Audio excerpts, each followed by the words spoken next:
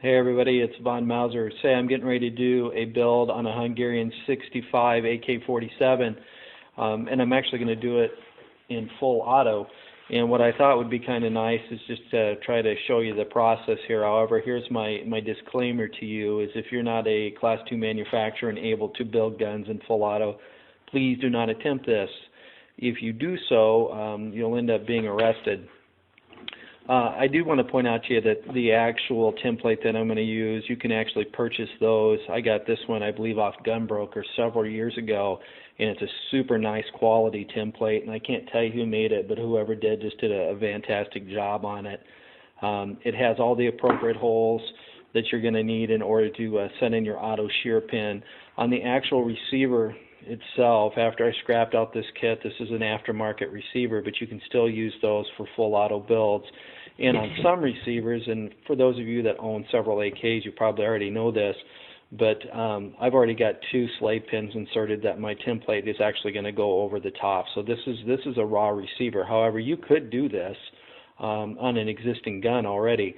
But some, for those of you that bought AKs earlier, if you notice where these holes are in these receivers here, and I'll try to get a little bit closer view for you, there's actually X's and Y's on these, and some of them even had another additional marking that's just right down here where I'm pointing with the slave pin that would actually go where your auto shear goes.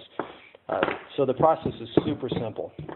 What you do is you stick your slave pins through these holes, and then you would put your template on the top of it, and you can see there's another hole here, and just that hole is there just to accommodate the rivet that's already sitting in there. That's that bridge that helps add structural integrity to your receiver.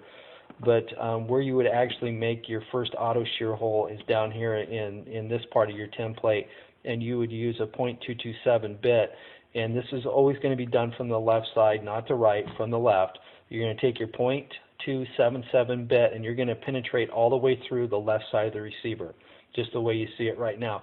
However, you are not going to penetrate with that .227 through the right side of the receiver, because you need to use a, I think it's a .125, which is a common 1/8 inch bit that's going to actually go through the right side.